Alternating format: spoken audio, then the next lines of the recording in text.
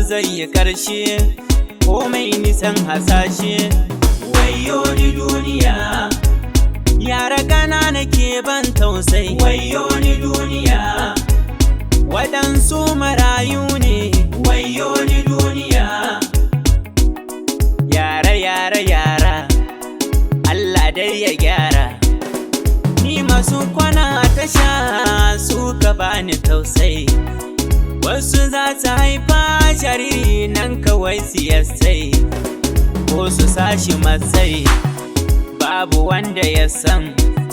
Dan Allah ku taimake su in kunnan ku yaji. Wasu yara kan titi ga jiki da kurji. Oh maraya, oh maraya, yanzu dai maraya bai da wani gata. Wani ma abincin da zai ci sai ya je farauta. Ba guri na kwanci ku duba, to ta ya zai huta. Abin tausayi 'yan ƙananan yara ke maraita.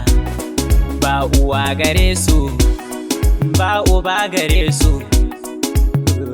Maraya, wayo maraya, maraya, oh maraya, oh maraya.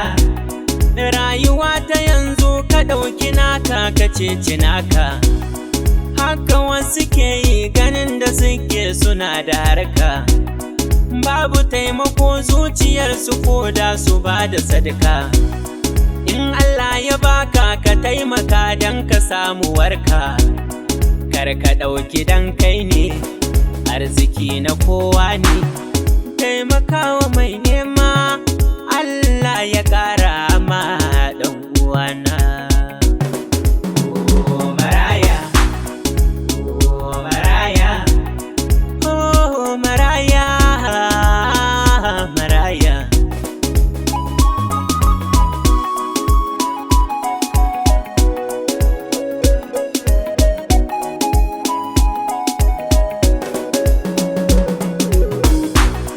Wanda duk ke taimako in yana yi ya ƙara. Ka zamo na Allah tun anan kaga kai dubara. Dukiyarka Allah zai kare baka yin asara. So nake ku gane taimako Allah ne ya tsara. Bai yi za shi dace, zai zama abin kwatance. Ku taimakawa marayu domin su samu karatu. Oh maraya, oh maraya, ku taimakawa maraya, dan tanan zai samu tarbiyya. Ku zo mu yo ta harayya, mu taimakawa maraya. To mu taimaka